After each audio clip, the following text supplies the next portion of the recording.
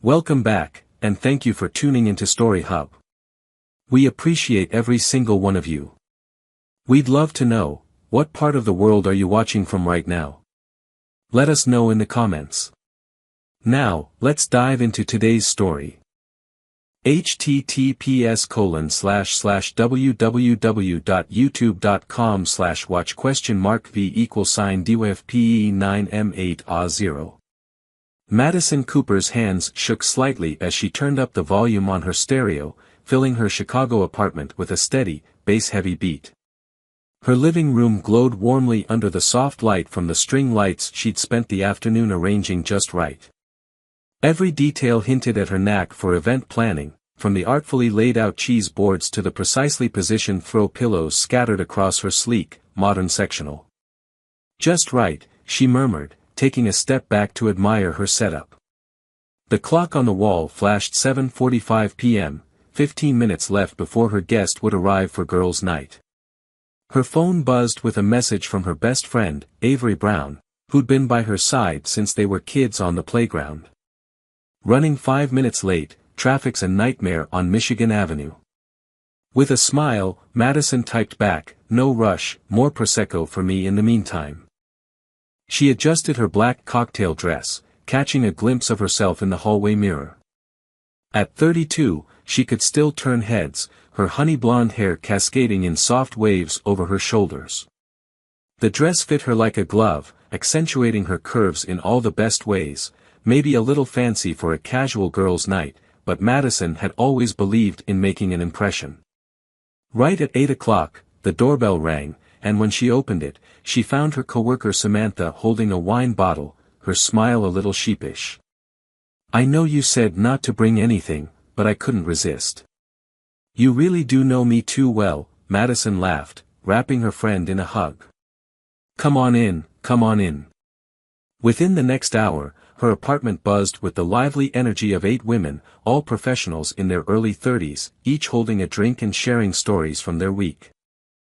Avery showed up last, having swapped her scrubs for dark jeans and a flowy blouse, her usual no-nonsense nurse vibe softened by the wine Madison handed her right away.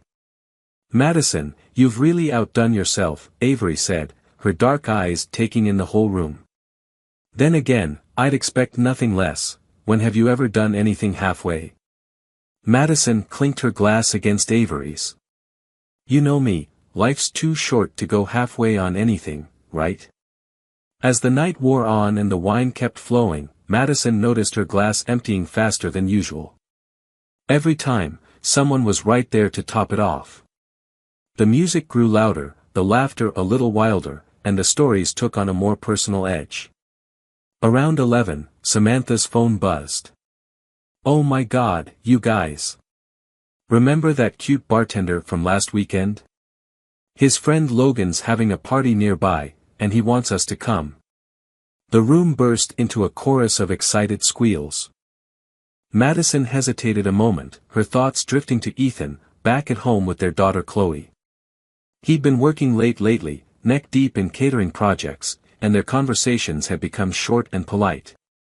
The thought of his recent distance made her finish her glass with one last gulp. "Let's go," she announced, brushing off Avery's concerned expression. "The night's just getting started." Before long, they piled into rideshares, giggling and leaning into each other as they swayed, the city lights flashing by the windows. Madison found herself sandwiched between Samantha and a woman she'd just met named Sarah, her head buzzing with excitement as they headed off to the next adventure. When they arrived, Logan's place turned out to be bigger than Madison's and was already packed with people. The host, tall with dark hair and a knowing grin, greeted them at the door, his gaze lingering on Madison just a little longer than needed. "Ladies, welcome to the real party," he said, ushering them inside. "Drinks are in the kitchen, make yourselves at home." As they worked their way through the crowd, Avery grabbed Madison's arm. "Maybe we should call it a night, Madison. You've had more than a few drinks by now." Madison brushed her off with a laugh. "Don't be such a nurse." "I'm fine, and anyway, when was the last time we let ourselves have this much fun?" She found her way to the kitchen, where Logan was mixing drinks, standing beside a man who soon introduced himself as Derek. With warm eyes and a smile that made her feel a flutter in her stomach she hadn't felt in months, Derek looked at her in a way that caught her off guard. "What's your drink?" Derek asked, raising a bottle of high-end vodka. "Surprise me," Madison replied, leaning casually against the counter, fully aware of the way her dress had inched up and how Derek's gaze didn't miss a beat. The next hour blurred by, filled with drinks and dancing. Madison kept finding herself drawn to Derek, their bodies inching closer with each beat.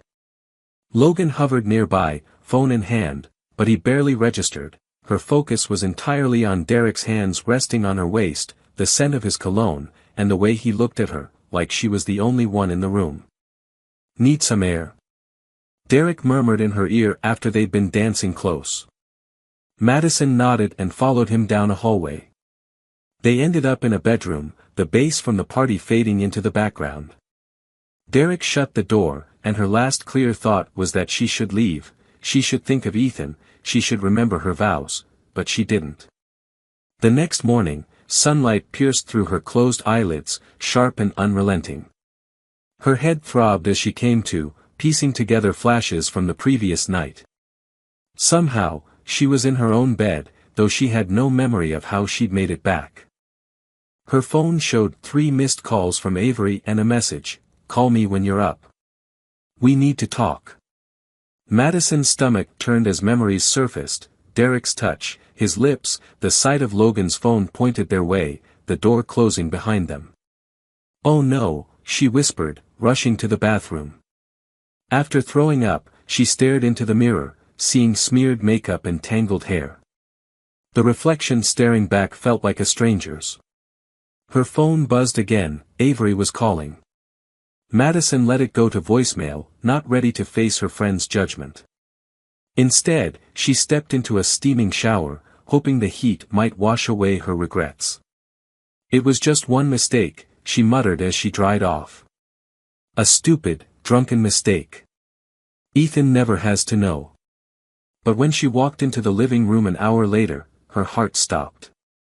Her father, David Cooper, sat stiffly on her couch, his broad shoulders tense. Her laptop was open on the coffee table in front of him. "Dad," she whispered, her voice barely above a child's. "What are you doing here?" David didn't turn to her, his eyes were locked on the screen, which displayed a video. Madison's blood went cold as she recognized the setting and sounds. "Sit down, Madison." His voice, usually warm and reassuring, now sliced through the air like a knife. She sank into the armchair, her legs too weak to support her. On the screen, she saw herself with Derek, the footage grainy but unmistakable. Logan must have filmed them. He must have shared it. And now, it was here in her own home, playing in front of her father. David finally looked at her, his expression a mix of disappointment and barely contained anger. "I raised you to know better than this," he said, each word slow and weighted. "Your mother and I taught you about family, about loyalty, about integrity." "Dad, she began, but he held up a hand to stop her. "Do you understand what you've done?" He reached into his jacket, pulling out a manila envelope. "Ethan came to see me this morning. He showed me this video, asked for my advice, as your father and as a former police officer." Madison's heart thundered in her chest. "Where's Ethan?" David tossed the envelope onto the coffee table with a dull thud, papers spilling out, divorce papers, already signed by Ethan. "He's gone, Madison. He took Chloe to his parents' house." David stood, his imposing figure casting a shadow over her. "You've disgraced our family. The daughter I raised would never," his voice broke, emotion cracking through his firm demeanor. "Please," Madison whispered, her face wet with tears. "It was a mistake. I was drunk. I never meant for any of this." "What?" David's voice was cold. "You never meant to throw away your marriage? To tear apart your family?" He shook his head slowly. "Ethan trusted you. I trusted you. And look what's left now.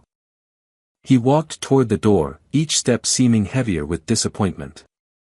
At the doorway, he paused but didn't turn back. Your mother can't even bear to hold the phone, terrified you might call. Fix this, Madison, if you can. The door clicked shut, leaving Madison alone with the laptop, the divorce papers, and the ruins of her choices. She collapsed onto the couch, her body shaking with sobs. The video wasn't playing anymore, but she could still hear the sounds, still see the look of disgust on her father's face. Her phone buzzed again, Avery calling for the 5th time. But Madison couldn't even lift a finger to answer. In a single night, she had destroyed everything, her marriage, her family, her reputation, and now, somewhere out there, a video of her biggest regret was spreading, ready to tear apart whatever she had left. 3 days later, Madison sat slumped in a corner booth at the Copper Cup Cafe, her hands wrapped around a cup of coffee she hadn't even sipped. Since her father's visit, each day had dragged by in silence from her family and with unanswered calls from Ethan. Shadows hung under her eyes, and her usually polished look had given way to a thrown-on sweater and jeans. Avery slid into the seat across from her, setting down her coffee carefully, her dark eyes scanning Madison's face, taking in the signs of sleepless nights and endless tears. You look terrible, Avery said, blunt as ever. Madison let out a broken laugh that sounded more like a sob. Just what I needed to hear. What you need is a reality check. Avery leaned forward, her eyes sharp. Have you spoken to Ethan? He won't even answer my calls. Madison's voice wavered. I've tried everything, texts, emails, I even went by his office yesterday. His assistant told me he was tied up in meetings all day. Can you blame him? Avery's tone was gentle but firm. That video. What were you thinking, Madison? Madison's grip tightened on her coffee cup. I wasn't thinking, that's the problem. God, Avery, I've wrecked everything, Ethan, Chloe, my parents. Fresh tears welled up. My own father can't even look me in the eye. Then do something about it, Avery said firmly. Go to Ethan. Beg him if you have to. Show him you're willing to do whatever it takes to fix things. You didn't see his face when he found out. Madison's voice trailed off as the door chimed. She tensed, half expecting Ethan to walk in, but it was only another customer. Then help him understand, Avery pressed on. The Madison I know wouldn't give up so easily. Remember in college when that professor said you'd never cut it as an event planner? You proved him wrong. Prove Ethan wrong too. Madison shook her head. This isn't the same. I betrayed him. I broke our vows. She pulled out her phone and showed the screen to Avery. Look at what people are saying. Avery took the phone, her face darkening as she scrolled through the social media comments. The video had gone viral, with each share accompanied by nasty judgments and mocking remarks. Delete the apps, Avery said, handing the phone back. Focus on what actually matters, Ethan and Chloe. Ryan's involved now, Madison murmured. Ethan's friend, the lawyer. I got a certified letter this morning. They're moving for full custody. Avery's coffee cup rattled against its saucer. They can't do that. One mistake doesn't make you an unfit mother.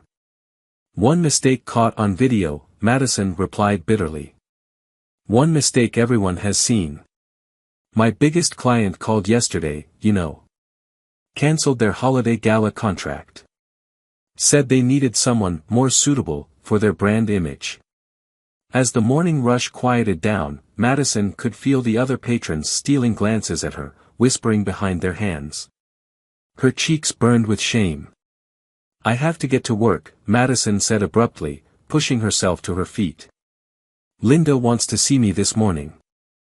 Avery reached across the table and grabbed her wrist. Promise me you'll call after. Madison nodded, though they both understood it wasn't likely. The elevator ride up to her office felt like it would never end. Each ping, each floor, brought her closer to what she knew was going to be an uncomfortable meeting.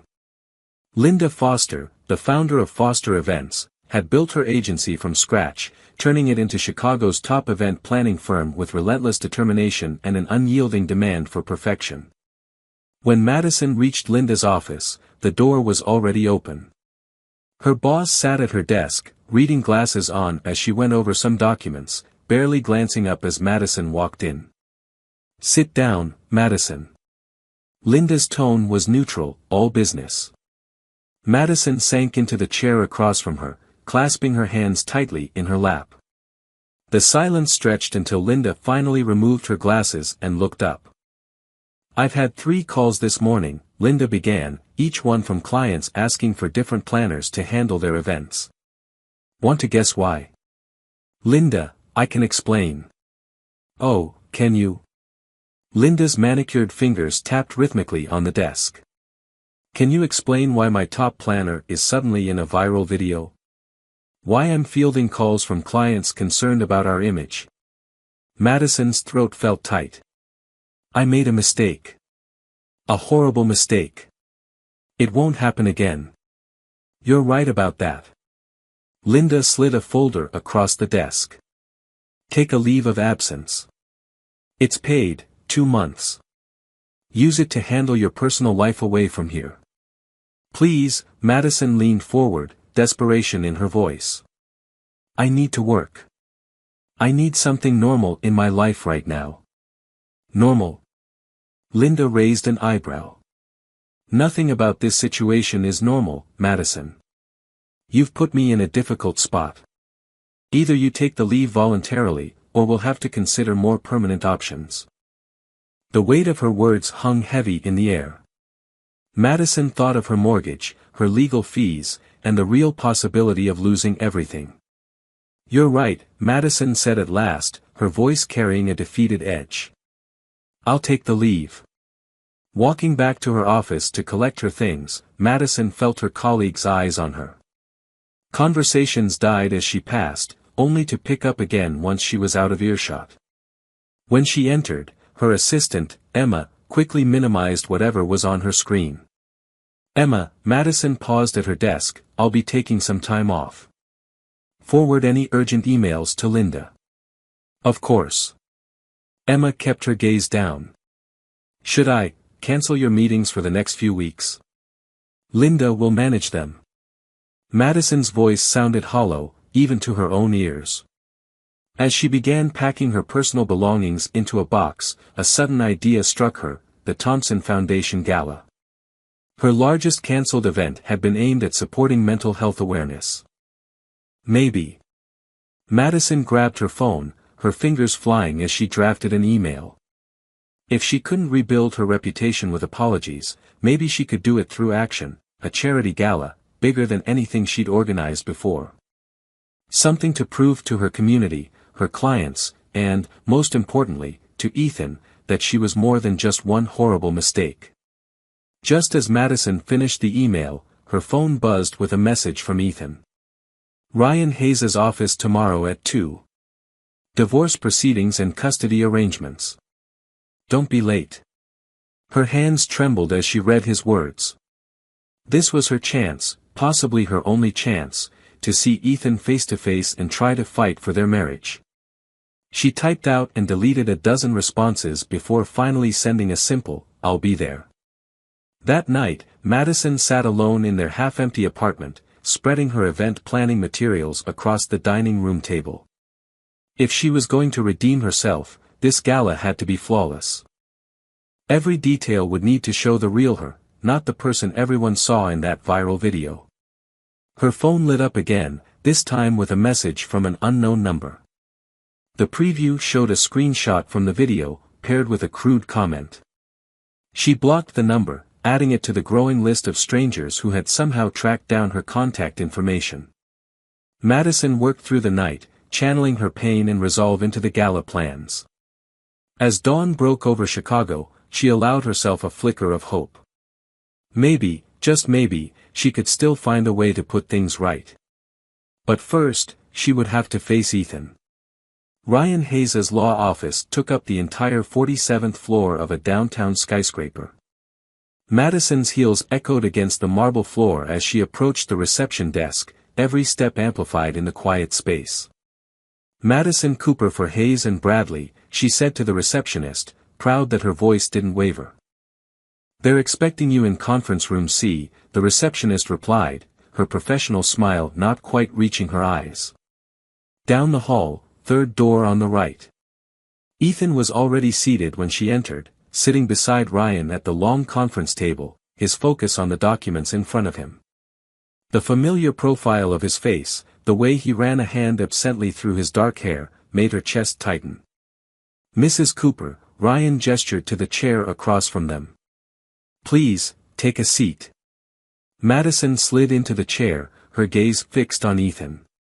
"Ethan, please, can we talk? Just the two of us. There's nothing to discuss." Ethan's voice was cold, and when he finally looked at her, the hardness in his eyes made her flinch. "Ryan, let's continue.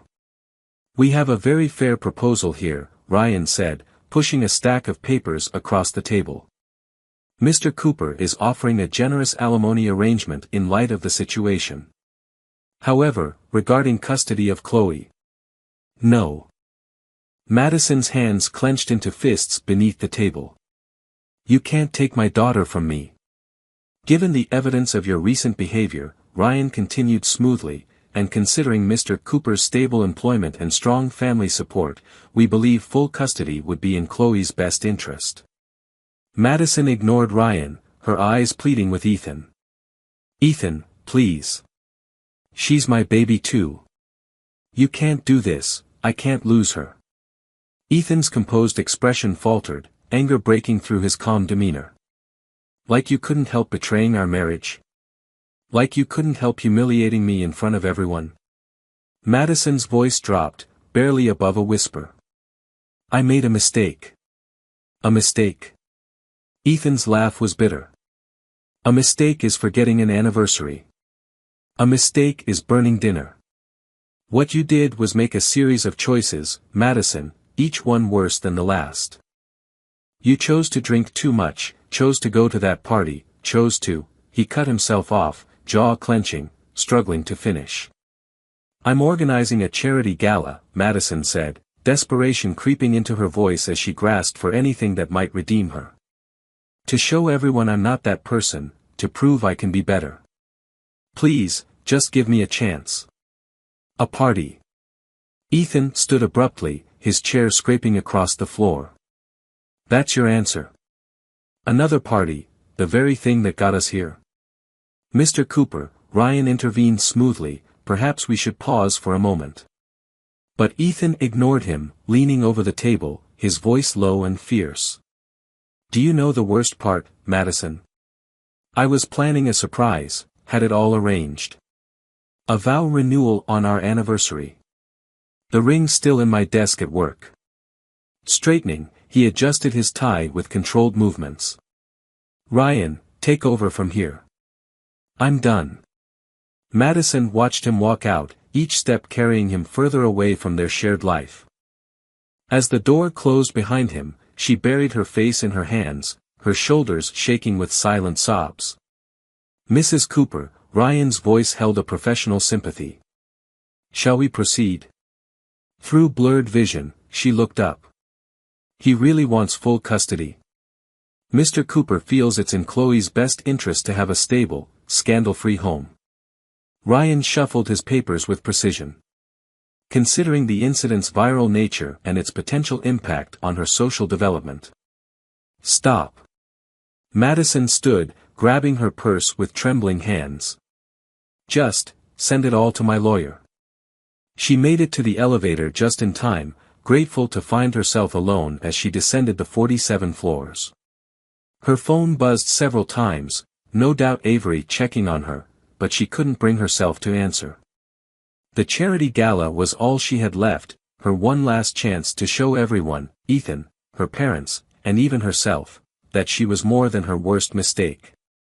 As she stepped into the bright afternoon, Madison wondered if anything could ever make up for what she'd done. The grand ballroom of the Drake Hotel glittered with thousands of tiny lights. Madison stood in the middle, clutching a clipboard to her chest as she watched the staff put the final touches on the table settings. After weeks of planning and calling in every favor she had left, her redemption gala was about to begin. "Ms. Cooper." A young server approached hesitantly. "The florist needs direction on the stage arrangements." "I'll take care of it." Madison adjusted her black evening gown, elegant, understated, chosen deliberately to project an image of dignified contrition. Every detail tonight had been carefully orchestrated to help rebuild her fractured reputation. Her phone buzzed. "Avery, want me there for moral support?" Madison quickly replied, "No, I've got this. I need to face it on my own." The ballroom doors would open in 30 minutes, and already, she could hear the hum of early arrivals gathering in the lobby. Chicago's elite had shown up, likely driven as much by curiosity as by charity.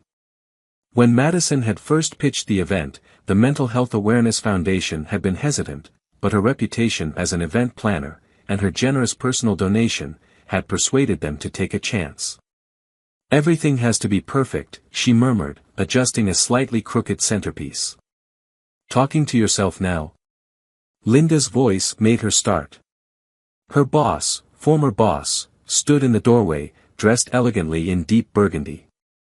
"A bold move, Madison." "Very bold." Madison's grip tightened around her clipboard. "I didn't expect to see you here." "And miss the show?"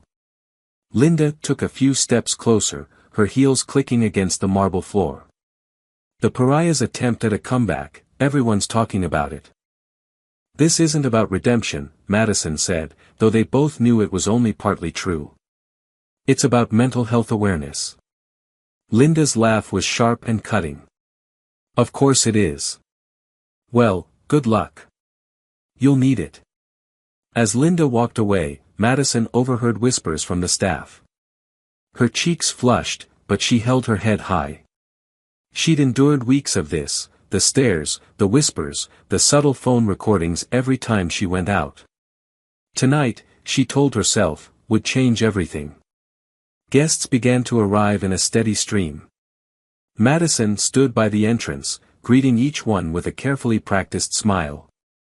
Many of them avoided eye contact, a few even smirked openly. But they were here, they had all paid the steep ticket price, and that was what counted. "Quite a turnout," a familiar voice remarked. Madison turned to see Ryan Hayes adjusting his bow tie. "Ethan sends his apologies," he added casually. "He's spending the evening with Chloe." The mention of her daughter felt like a dagger twisting in her chest. Is she doing okay?" "She's adapting." Ryan's smile was cold. "Kids are resilient. She barely even asks about you anymore." Madison swallowed hard, keeping her composure. "Excuse me, I need to check on the dinner service." The evening unfolded smoothly as she moved through cocktails and dinner, working the room tirelessly in ensuring every detail was flawless. Finally, it was time for her speech. She approached the podium, her hands trembling slightly as she adjusted the microphone. "Good evening, everyone," she began, her voice echoing through the ballroom. "Thank you for being here tonight to support such a crucial cause." The crowd fell silent, and every eye turned toward her. Madison took a deep breath, steadying herself. "Mental health affects us all, our decisions, our mistakes, our struggles to rise again from rock bottom. These are challenges everyone faces. I stand before you tonight not just as an event planner or a fundraiser, but as someone who has confronted her own challenges." Movement near the back of the room caught her attention, someone standing with a phone raised high. Then another person, and another. "Many of you know my story," Madison continued, her voice wavering just a little. "Many of you have seen the..." A phone in the audience started playing the video, the familiar sounds filling the ballroom, followed by others joining in, creating a cruel echo. Madison froze at the podium, her face draining of color as her lapse in judgment replayed across the room. Laughter rippled through the crowd, not from everyone, but from enough people. More than enough. Please, Madison's voice broke. This event isn't about me. It's about helping people who. Help yourself first, someone shouted, sparking more laughter. Madison gripped the podium so tightly her knuckles turned white, the room spinning around her as the videos continued, her shame projected from every corner. She glimpsed familiar faces, Linda watching with a keen, critical gaze, Ryan filming it all on his own phone, likely ammunition for the custody battle. She tried to speak, but the words wouldn't come. Abandoning her prepared remarks, Madison fled the stage, nearly tripping in her haste. She reached the hotel lobby and collapsed onto a plush bench, burying her face in her hands as her shoulders heaved with silent sobs. Madison. She looked up and saw Ethan standing before her, his expression unreadable. He wore the charcoal gray suit she'd picked out for him last Christmas, the one that gave him the polished look of a CEO rather than a software engineer. What are you doing here?" she whispered. Ryan called. Ethan's voice was flat, emotionless. "Said I ought to see this for myself." He paused, eyes hardening. Turns out he was right. Madison wiped her eyes, smearing makeup across her cheeks. "You came to watch me fall apart?" "No. I came to tell you something in person." Ethan took a seat beside her, careful to keep his distance. "The custody hearing is next week.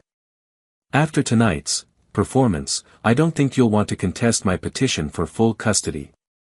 "Ethan, please," Madison turned to him, desperation in her voice. "I know I messed up, and I know I hurt you, but Chloe needs both of us. She needs stability. Structure." He cut her off. "A parent who won't embarrass her when that video inevitably circulates again. Do you want her classmates mocking her because of what you did? I'm still her mother." "Are you?" Ethan's composed mask slipped just a little. "The woman I married would never have done this. She'd never have thrown away everything we built for a night with some stranger." Madison flinched, his words cutting deep. "I can change. I can do better. Please, give me another chance." "Another chance?" Ethan stood abruptly. "Do you have any idea what it's like for me, seeing that video spread? Colleagues avoiding my eyes, whispers following me into every room." "I'm sorry," she murmured, her voice barely audible. "Sorry doesn't fix it." His voice grew sharper, loud enough that a few people in the lobby glanced over. "Sorry doesn't erase what you did. Sorry doesn't keep me from seeing you with him every time I close my eyes." Tears streamed down Madison's face. "I love you." "No," he said coldly. "You loved your freedom, your parties, your fun. Well, now you have all the freedom you could want." He turned to leave, then paused. "I'll have my lawyer send over the final custody agreement tomorrow. Just sign it, Madison. Let's not make this harder than it has to be." Madison watched him walk away, his steps echoing through the elegant lobby. Behind her, she could still hear faint laughter from the ballroom and could picture the videos replaying on countless screens. Somehow, Madison made it home, though she could hardly remember the drive. Her apartment felt like a vast, empty shell without Ethan's books scattered around or Chloe's toys filling the corners. The photos on the walls, snapshots of happier times, seemed to mock her with memories of everything she had thrown away. Moving as if in a trance, Madison went to Ethan's workplace the next day. She knew his schedule well enough to know he took his lunch at his desk every Thursday. The security guard recognized her and waved her through with a sympathetic look that made her stomach twist. The elevator ride to the 14th floor dragged on, feeling as endless as her regret. When the doors opened, Madison stepped out into the familiar office space. Ethan's cubicle was tucked in the back corner, away from the windows he said distracted him. And there he was, as she'd known he would be, eating a sandwich and typing one-handed. The scene was so ordinary, so painfully familiar, that Madison almost turned back. "Ethan," she managed, her voice barely above a whisper. He looked up, his initial surprise quickly hardening into that familiar, cold expression. You shouldn't be here. I had to try one last time. She moved closer, ignoring the curious stares from his coworkers. Please, Ethan. I'm begging you. Don't take Chloe from me. Keep your voice down, Ethan muttered, standing and gesturing toward an empty conference room. Once inside, he faced her squarely. This is harassment, Madison. I could call security. Then do it. She was crying now, mascara streaking her cheeks. Call security, call Ryan, call everyone. I don't care anymore, I just want my family back. There is no family anymore. His words were heavy and final. You tore it apart, piece by piece. You threw away everything we built. I can put it back together. I can. No, his tone was unyielding. Some things, once broken, stay that way. Trust is one of those things. Madison collapsed into a conference chair, feeling her strength drain away. What about love? Ethan laughed, but it was hollow and bitter. Love died the minute I saw that video. Every time someone sends me a new link or makes a comment, it dies all over again. I'll never forgive myself, she whispered. Good. Ethan turned toward the door. Maybe that's the one thing we still have in common. He walked out, leaving her alone in the sterile, empty conference room, surrounded by the wreckage of her life. 3 months later, Madison sat cross-legged on her living room floor, surrounded by moving boxes. She had finally decided to sell the apartment. Too many memories, too many shadows lurking in every corner. A stack of mail lay beside her, mostly bills and junk, but one piece caught her eye, a postcard bearing the Chicago Zoo logo, bright against the white paper. With shaky hands, Madison flipped it over. The photo showed Ethan and Chloe, both smiling as they fed giraffes. Chloe wore the princess dress Madison had bought her for her last birthday. She looked happy, carefree, blissfully unaware of the adult troubles that had fractured her world. There was no message, and none was needed. This was Ethan's way of telling Madison that Chloe was okay, that life went on, that sometimes things work better broken than badly mended. Madison set the postcard gently on her mantel, propping it against an old family photo from better days. Then she picked up her phone and dialed a number she had been avoiding, a support group hotline. A warm voice answered. How can we help? My name is Madison, she said softly, and I need to learn how to live with what I've done. The person on the other end was patient and understanding, listening without judgment. They talked for nearly an hour, Madison sharing her story, finding neither condemnation nor forgiveness, just understanding in a way forward. When she hung up, Madison glanced around her half-packed apartment. Tomorrow, she would attend her first support group meeting. Next week, she would start searching for a new job, likely in a new city. Someday, she hoped she might learn to forgive herself. But for now, she had to focus on becoming someone worthy of her daughter's love, a person who could look in the mirror without flinching, who understood that some mistakes can't be undone, only lived with and learned from. As she continued packing, the postcard watched over her, Chloe's smile a reminder of all she'd lost and everything she still had to live for.